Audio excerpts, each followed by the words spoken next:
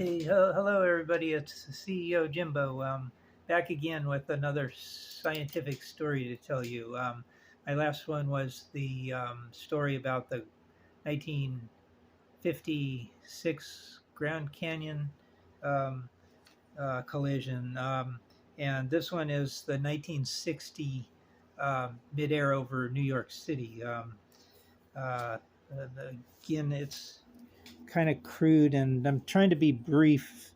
I was trying to be 2 or 3 minutes last time, and I was 14 minutes and some change.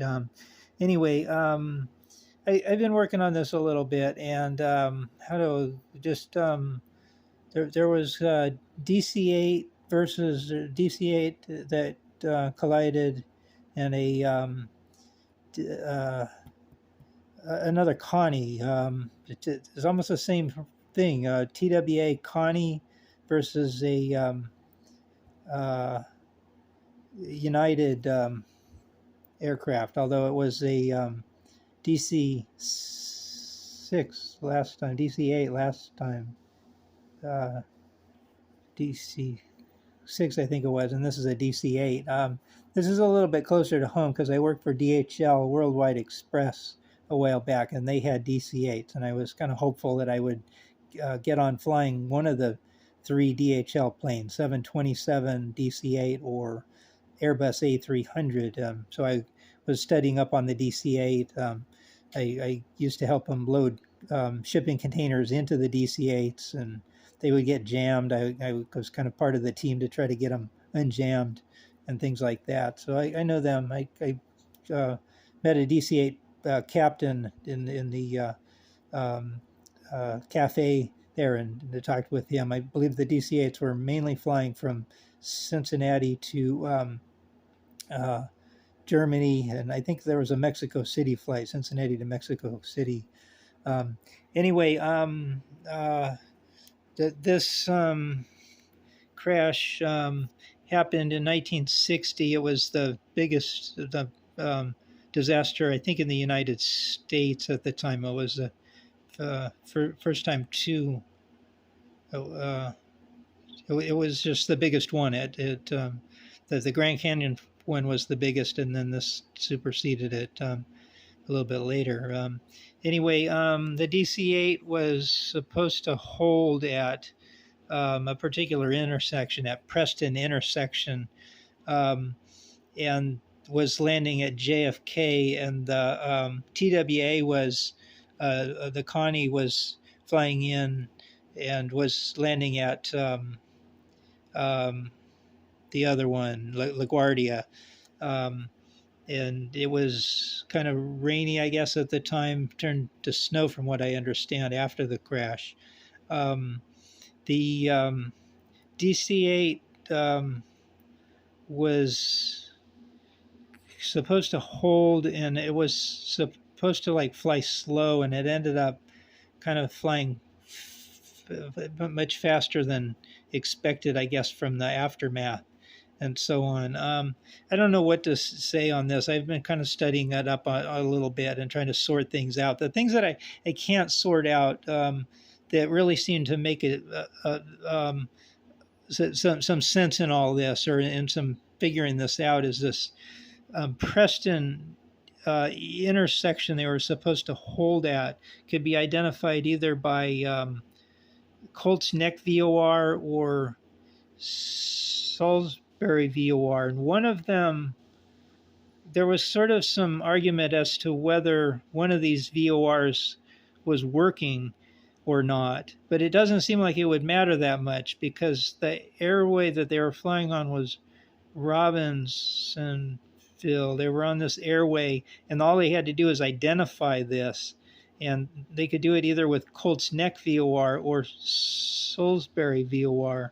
So it seems like if one was out, you'd still be able to find the intersection.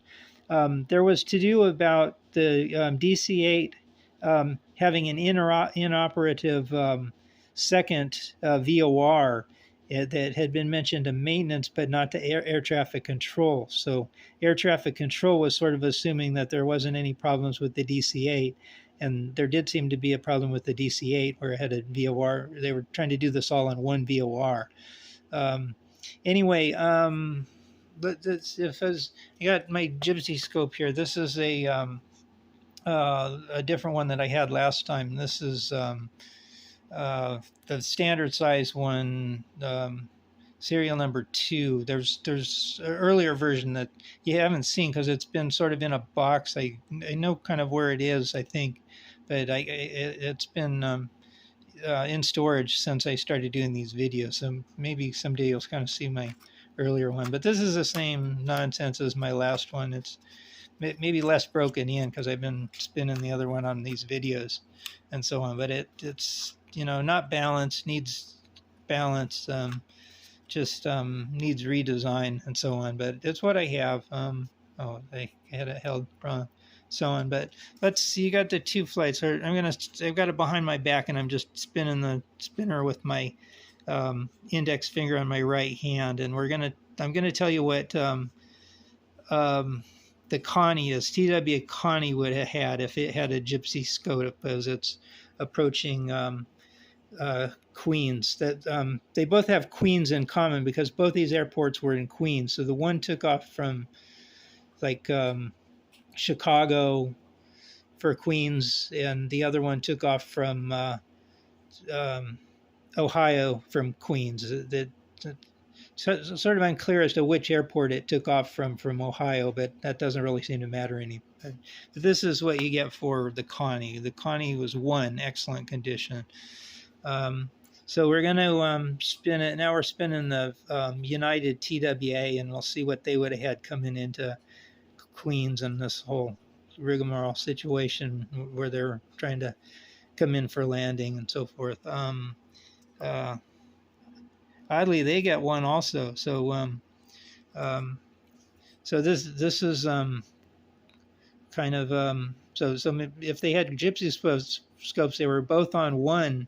If you watch my other video, here's Snake Eyes again, but maybe this is checkpoint 2. I talked about checkpoint 1 and checkpoint 2, but anyway, so they would have been on their gypsy scopes happy as clams, excellent, can't be any better, fat, dumb, and happy. So maybe they just would have crashed into each other anyway if they had gypsy scopes. Anyway, I'm working on all this, trying to come up with something that really works. Finally, I have my laptop computer out, and I was going to show you the antennas for this. This is kind of the.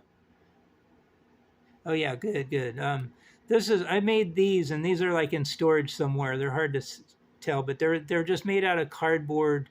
These is like single layer here, and then there's like laminated layers to make it thick down here. These are brads, exactly the same brad as the gypsy scope has, and so on. So there's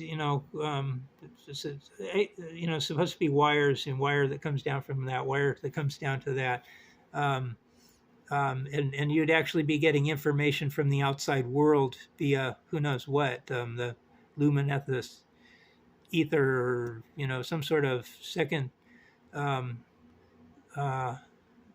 radiomagnetic spectrum or something. We're working on this. This is another copy of the same thing, sort of under construction. You got obviously your aircraft. You got your left antenna and your right antenna, and it's not assembled. You can kind of see the slit there for the brad. But anyway, I've done a lot of studying on antennas, and there's some good things on the internet on antennas.